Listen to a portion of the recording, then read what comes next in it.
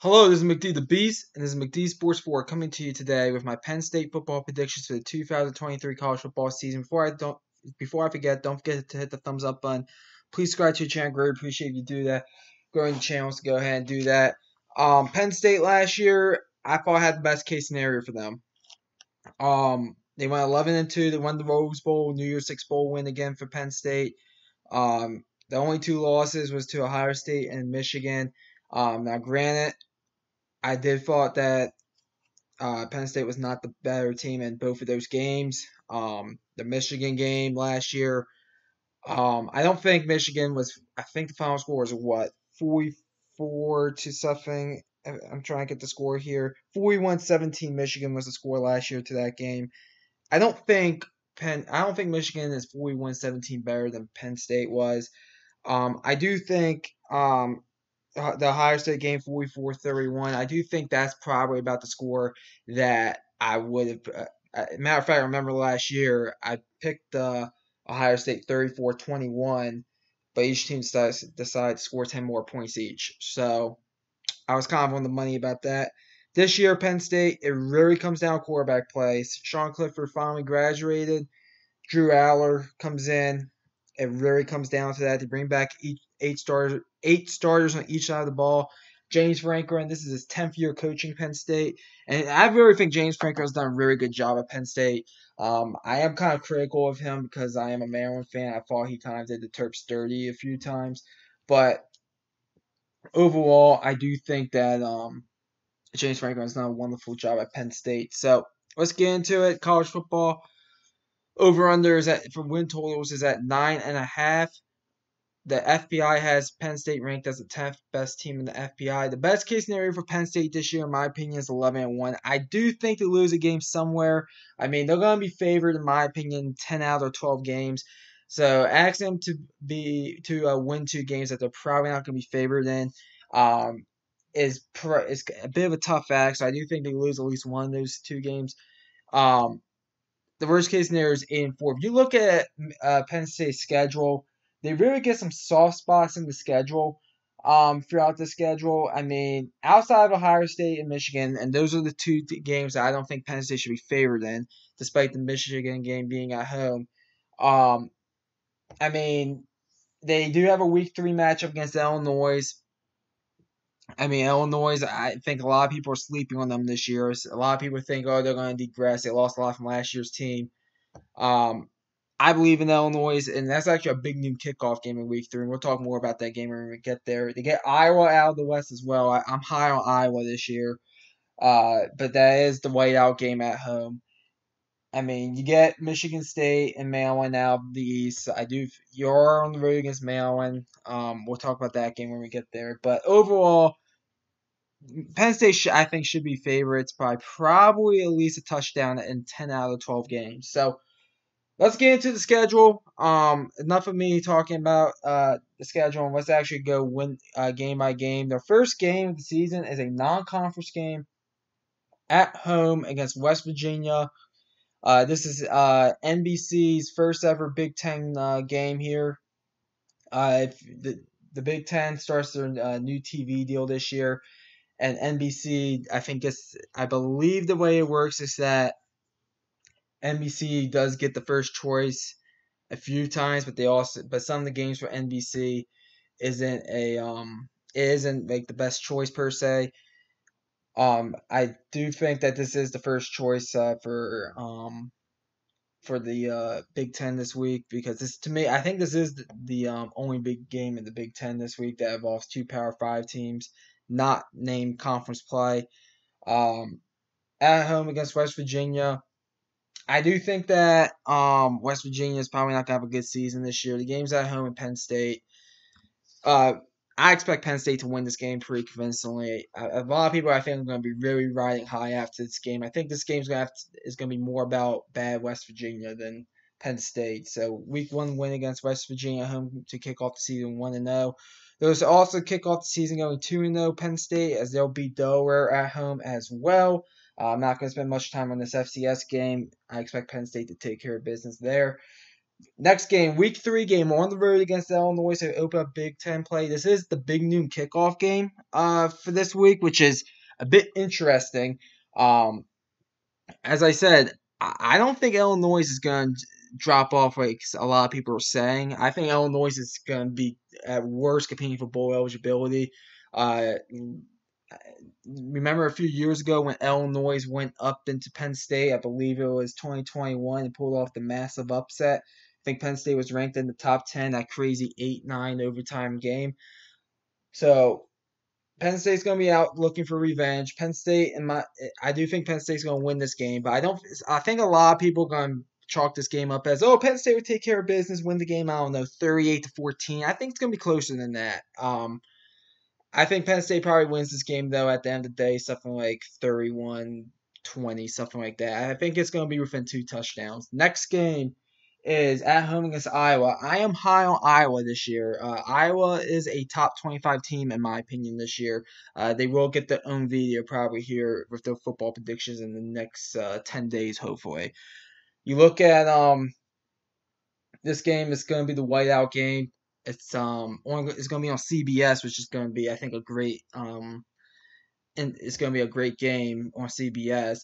CBS is also part of this Big Ten football TV contract as well. I do think Iowa has a shot in this game, and to be honest, Penn State fans aren't going to like what I'm going to say here, but there has been several whiteouts in the past, especially some games against Ohio State. Um, there was a game. I know the Ohio State game in 2018 is the whiteout game you lost. I believe that's the last one, but there has been a few whiteout games that Penn State has lost in the past. Um, I'm gonna go ahead and pick Penn State to win this game because at the end of the day, I do think Penn State's a little bit better than Iowa, especially offensively. But this is a game that would not surprise me if Iowa goes in there and beats Penn State. If there's gonna be if there's gonna be a loss that people aren't really picking this year, and by the way, this is the swing game. Uh, and the reason why I have it as a swing game, as I said, I'll talk about that when I get to the game, is because I'm high on Iowa this year, and I think Iowa has a chance to easily win the Big Ten West. I think they're a dark horse to maybe even compete for the college football playoffs. So, I definitely don't think this is going to be an easy game for Penn State, but I think they survived the game against Iowa. Next game, week 5. Let's try to speed this up a little bit. On the road against Northwestern, win. Northwestern, they're in a bad spot right now. It's going to be a long rebuild there. Penn State should get the win there. Next game, bye week. Then coming off your bye week, UMass at home coming out of the bye week. What a soft opponent coming out of the bye week. Your guys get the win against UMass. Not going to spend much time on that game.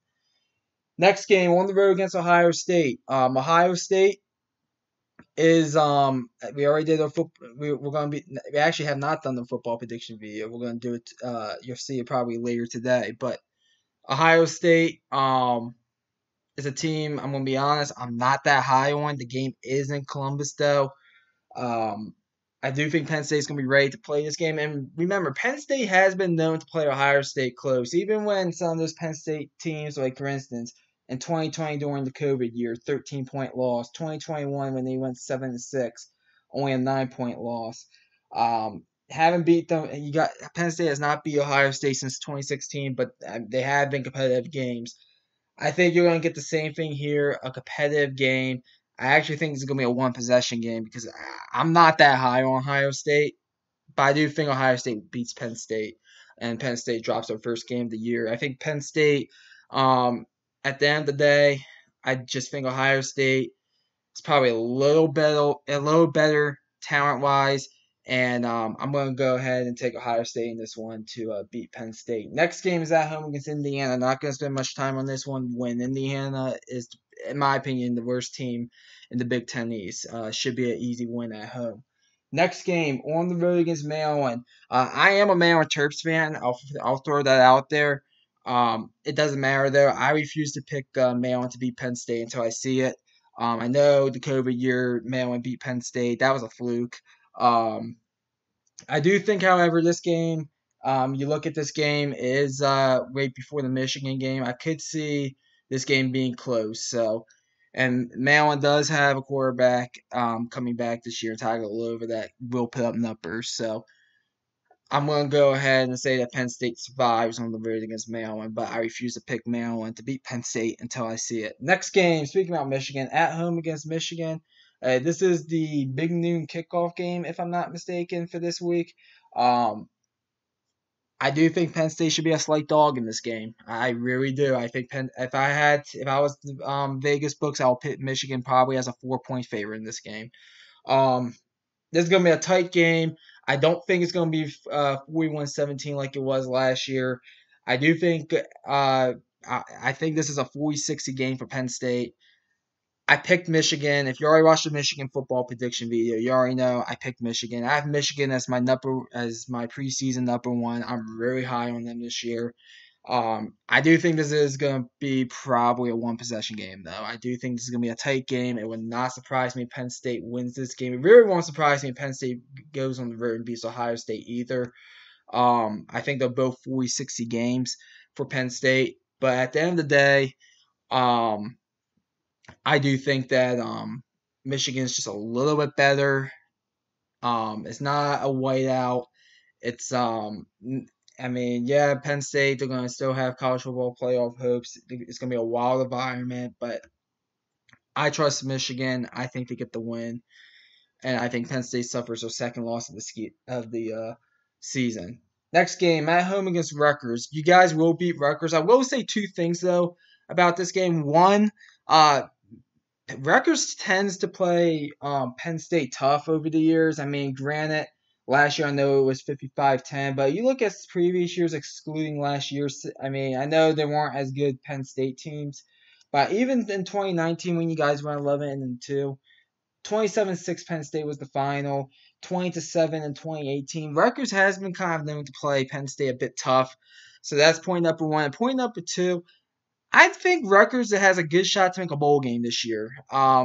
If you look at the talent ratings, Rutgers the past few years has been recruiting at a Big Ten level. Now, granted, it's been in the bottom half of the Big Ten, but they have some decent recruiting classes for Rutgers standards, and I do think that might start paying dividends this year.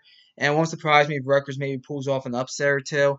Um, I don't think they are the worst team in the Big Ten. I think, to be honest, I'll come out and say right now, there's at least two teams on your schedule here that are definitely worse than Rutgers, and possibly three in the Big Ten.